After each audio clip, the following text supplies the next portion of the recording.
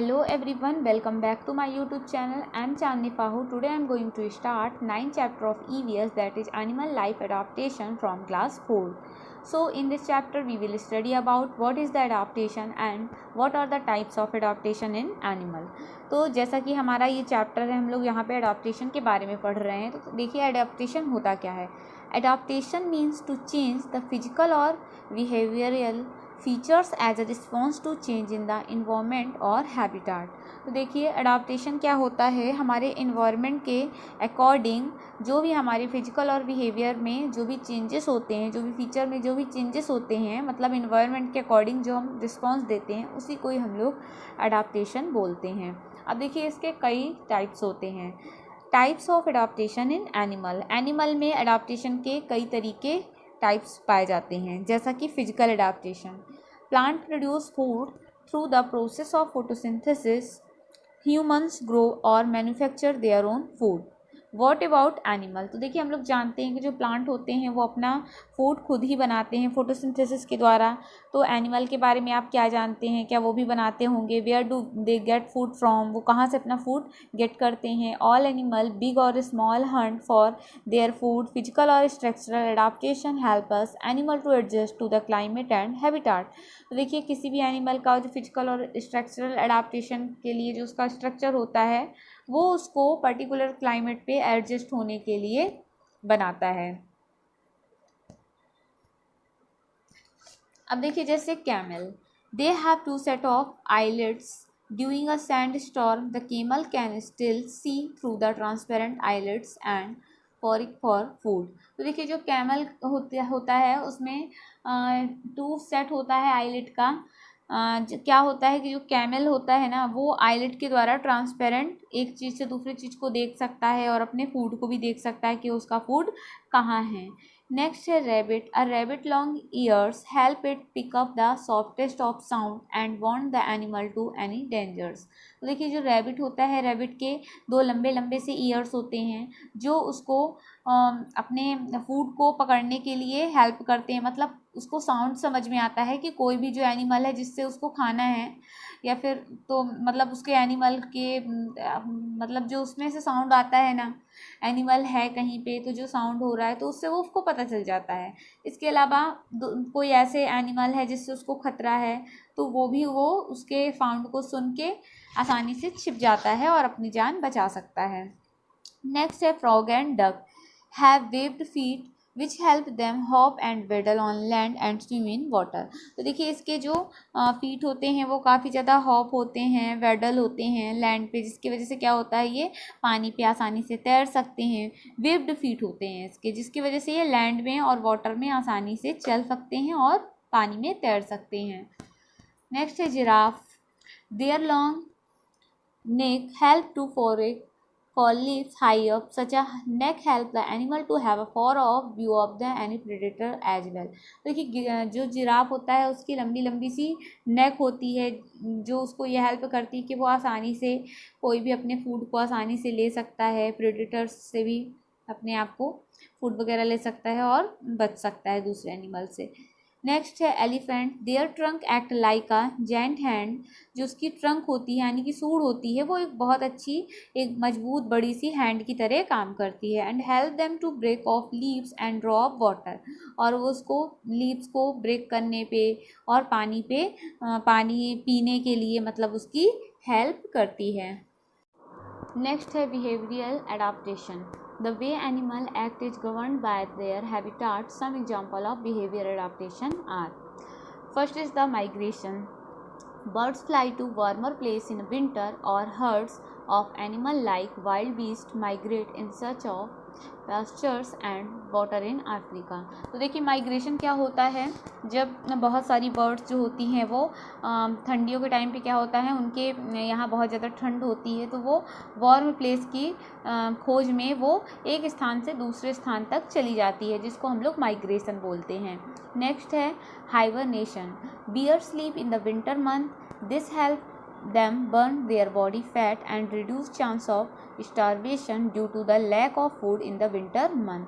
तो हाइबरनेशन क्या होता है, जो बियर होता है वो विंटर के मंथ में क्या करता है, स्लीप करता है, सोता रहता है, जिसकी वजह से उसकी जो बॉडी का फैट है वो क्या होता है, उसको हेल्प करता है, मतलब भूखे प्यासे कई टाइम तक वो रहता है, सोता रहता है, तो उसके वजह से मतलब क्या होता है, जो उसके बॉडी में जो फूड है वो उसको एनर्जी प्रोवाइड कराता रहता है। मेन है एस्टिवेशन।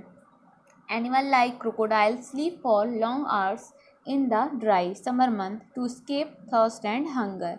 तो देखिए क्या होता है, जो जैसे क्रोकोडाइल वगैरह हो गए, ये बहुत ज़्यादा टाइम तक सोते रहते हैं, है जिसको हम लोग एस्टिवेशन बोलते हैं।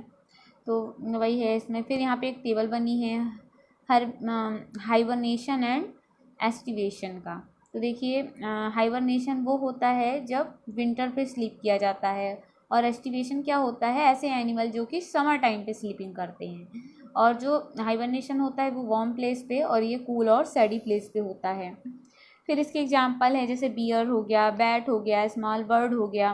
मतलब ये क्या होती है, ये दिन के टाइम पे, मतलब ठंड के टाइम पे स्लीपिंग करती हैं, है ना। और यहाँ स्नेल्स हो गया, क्रोकोडाइल, बीज, लिजार्ड, फ्रॉग, स्नेक, टर्टल्स हो गया, तो ये गर्मियों के टाइम पे स्लीपिंग करते हैं। नेक्स्ट है environmental adaptation. Land animal are also called terrestrial animals. They are mostly four-legged and are able to walk. Some land creatures have no leg. They crawl like snake and worms. तो देखिए land animal हम लोग उसे बोलते हैं जो कि land पे रहते हैं, इसे टेरेस्ट्रियल एनिमल भी बोला जाता है। तो इन एनिमल की मोस्टली क्या होती है, फोर लेग होती हैं, और ये वॉकिंग करने पे एबल होते हैं। इसके अलावा कुछ ऐसे क्रिएचर्स भी होते हैं जिनके लेग्स नहीं होते हैं, है ना, जैसे कि स्नेक हो गया, वॉर्म हो गया। नेक्स्ट है warm region. Animal in warm region like desert and plain have little body hair.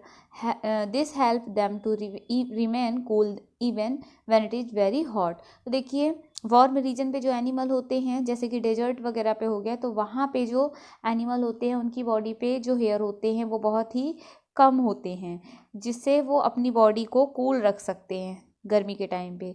They usually have four legs which help them move quickly. They live on land, underground और are arboreal that is live on trees. तो देखिए desert पे जो animals होते हैं उनके four leg होते हैं, जिसकी वजह से वो जल्दी जल्दी सैंड वाले एरिया पे चल सकते हैं, और वो आसानी से लैंड में भी रह सकते हैं, अंडरग्राउंड में भी रह सकते हैं। फिर देखिए यहाँ पे वही पिक्चर बताया गया है, लायन है, काऊ है, मंकी है। नेक्स्ट है cold region. The animal found there are covered in hair called fur. The most common example are bear, wolves and foxes. तो देखिए ऐसे एनिमल जो कि कोल्ड रीजन पे रहते हैं, वहाँ पे जो एनिमल रहते हैं उनके बॉडी पे काफ़ी ज़्यादा हेयर होते हैं, जिसे हम लोग फर बोलते हैं, जैसे बियर्स हो गया, वॉल्व हो गया, फॉक्स हो गया। Animal like penguin, seal and whales and even polar bear have excess body fat called blubber. तो देखिए जैसे पोलर बियर हो गया, पेंगुइन्स हो गई, सील हो गया, तो इनमें क्या होता है, इनकी बॉडी पे काफ़ी ज़्यादा फैट जो है वो जमा होता है, जिसे ब्लबर बोलते हैं। Which keep them warm that provide food in winter month. तो जो इन्हें वार्म बनाए रखता है, और विंटर के टाइम पे जब ये एक जगह पे रह आते हैं, मतलब बर्फ़ के नीचे छुपे रहते हैं, तो वहाँ पे वो जो इनकी बॉडी में फ़ैट है वो इनको मतलब इनकी भूख को कंट्रोल करके रखता है, और इनको मतलब अपना जो खाना है वो उसी फैट से ही इनको मिलता रहता है। नेक्स्ट है water animal. These are also called aquatic animal. They have webbed feet और हैव टेल और fins which help them to swim. तो देखिए जो एनिमल वाटर पर रहते हैं उसको हम लोग एक्वेटिक एनिमल बोलते हैं। इनके वेब्ड फीट होते हैं, टेल होती है, फिन होता है, जो इनको स्विमिंग करने पे हेल्प करते हैं। Gills help fish to breathe under water. Whale have lungs like humans. देखिए जो वेल्स होती है उसमें ह्यूमन की तरह लंग्स होते हैं, और फिशेस वगैरह में गिल्फ होती है, जिससे वो अंडर वाटर के अंदर ही अपनी ब्रीदिंग प्रोसेस करती रहती है। But they are able to stay underwater for a long period. They have a blowholes on the top of the head which act like a human nose. देखिए ये animal ऐसे होते हैं जो कि बहुत ज़्यादा टाइम तक पानी पे नहीं रह सकते हैं, क्योंकि इनके हेड के टॉप पे ब्लो होल्स होते हैं जो कि ह्यूमन नोज की तरह काम करते हैं। फिर नेक्स्ट है प्रोटेक्टिव एडाप्टेशन। तो अब देखिए प्रोटेक्टिव एडाप्टेशन क्या होता है, जैसे कि animal cries, beating, splitting and clawing. Animal bite और bees, even hiss or spit venom in order to protect themselves. Snake and scorpion, cat and bird bite or claw, monkey and peacock emit loud cries to scare off predators. तो वही है कि जो animal biting वगैरह करते हैं, है ना, तो वो अपने आप को जैसे कि स्नेक हो गया, कैट हो गया, मंकी हो गया, पिकॉक हो गया, तो ये अपने प्रेडेटर्स के लिए काफ़ी लाउड जो है वो एमिट करते हैं।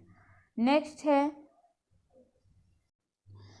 है camouflage. The most common example of this adaptation is a chameleon which changes shade and colour to blend in with it surrounding to the avoid being killed by predators. तो देखिए ये एक ऐसा एनिमल होता है जो कि अपने कलर को चेंज कर लेता है। जैसा ही इसको प्रेडेटर दिखता है, प्रेडेटर को किल करने के लिए अपनी बॉडी का कलर चेंज कर लेता है।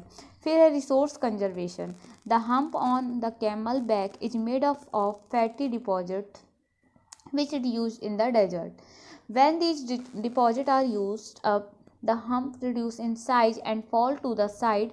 On restoring its health, it regains size. तो देखिए जो कैमल वगैरह होते हैं वो काफ़ी टाइम तक के लिए, क्योंकि जो साइज़ होता है इनका, हम्प का साइज़ वो काफ़ी ज़्यादा कम होता है ना, तो ये अपने फूड को मतलब फैटी जो है जो भी फैटी फूड वगैरह खाते हैं ये लोग, फैटी फूड तो नहीं, मतलब जो भी फूड खाते हैं उसको फैट के तौर पे वो जमा करके रखते हैं, क्योंकि वहाँ पे डेजर्ट एरिया है, वहाँ पे जल्दी इनको खाना नहीं मिलेगा, तो ये अपने फैट से ही अपनी लाइफ को सर्वाइव कर सकते हैं। नेक्स्ट है आर्टिफिशियल रिसाइजिंग।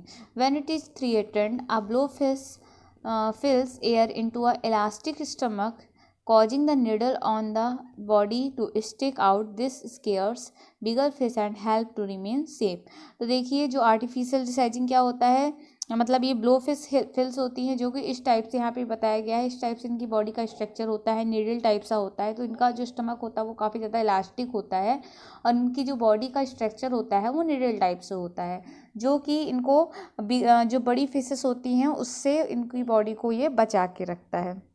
नेक्स्ट है nest parasitism, also known as the brood parasitism, is when bird like cuckoos lay egg in other bird nest. This protect the cuckoo's egg from predators.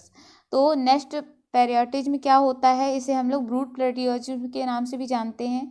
जब कोई bird जैसे कि cuckoos वगैरह हो गई तो अपने एग को दूसरे बर्ड के नेस्ट पे रखती हैं, तो कुकू एग जो है वो जो नेस्ट पैरासिटिज्म है वो दूसरे प्रेडेटर से कुकूज एग को प्रोटेक्ट करने का काम करता है।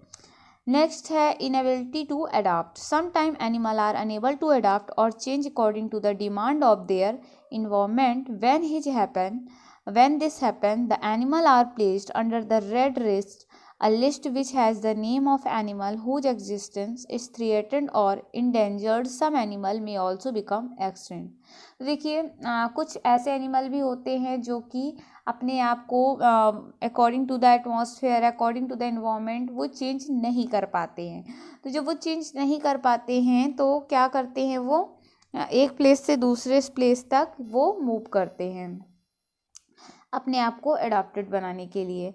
नेक्स्ट है reason for extinction or endangerment, loss of habitat. अब देखिए इसके रीजन क्या क्या होते हैं, इंडेंजरमेंट के रीजन क्या क्या होते हैं। तो लॉस ऑफ हैबिटाट हो गया, human have destroyed forest for making building and homes. This means that bird and animal have nowhere to go. They stray into human settlement and are either killed or sent to the zoo. तो देखिए क्या होता है, हम लोग अपनी ज़रूरतों के लिए, अपने घर बनाने के लिए अपने जो फॉरेस्ट होते हैं उसको पूरी तरह से डिस्ट्रॉय कर देते हैं, है ना। तो अब जो बर्ड और एनिमल्स है वो कहाँ जाएं, वो या तो उधर जाते हैं जहाँ की ह्यूमन बींग्स रहते हैं, ह्यूमन सेटलमेंट पे जाते हैं। तो अब ह्यूमन बींग्स उसको क्या करेगा, या तो उसको किल कर देगा, भाई हमारे रहने के स्थान पे कोई एनिमल आ जाएगा, कोई बर्ड आ जाएगी, तो हम लोग क्या करेंगे, उसको या तो किल कर देंगे या तो उसको जू में सेंड कर देंगे।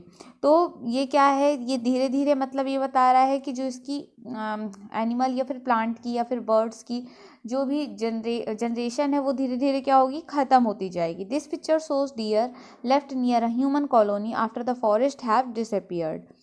तो वही है यहाँ पिक्चर पे बताया जा रहा है। नेक्स्ट है पॉचिंग, टाइगर स्किन और pellets, bone and teeth, ivory from elephant, etc. are some of the reason why poachers or hunter kill animal for. There are very few tiger left in the wild as most of them have been poached. तो देखिए क्या होता है, जैसे यहाँ पे बताया जा रहा है कि बहुत से ऐसे एनिमल है जो कि हंटर जब आते हैं तो उसको किल कर दिए जाते हैं। तो यही है एग्जाम्पल कि जो टाइगर वगैरह है हमारे वाइल्ड लाइफ में बहुत ही कम बचे हुए हैं, क्योंकि इनका ज़्यादातर का क्या हो जाता है, इनका या तो इनको किल कर दिया जाता है या फिर इसका शिकार कर लिया जाता है। नेक्स्ट है natural factor. Dinosaur become extinct because it is believed that climate change, volcanic eruption और flood may have caused them to die। तो देखिए वही है, नेचुरल फैक्टर भी डिपेंड करता है किसी भी स्पीसीज को ख़त्म करने के लिए। तो देखिए जैसे डायनासोर है वो क्या हुआ, ऐसा माना जाता है कि क्लाइमेट चेंज हुआ या फिर वॉल्केनिक इरप्शन हुआ या फिर फ्लड आई, तो जिसकी वजह से धीरे धीरे क्या हुआ, जो डायनासोर की पूरी जो उनकी प्रजाति है वो धीरे धीरे क्या हो गई, ख़त्म हो गई। Many animal are threatened by rising temperature even today. तो इस तरीके से बहुत सारे ऐसे एनिमल हैं जो कि थ्रेटेड की कैटेगरी पे पहुंच गए हैं। तो इस तरीके से हम लोग का जो चैप्टर है वो ख़त्म हुआ। Okay, thank you so much.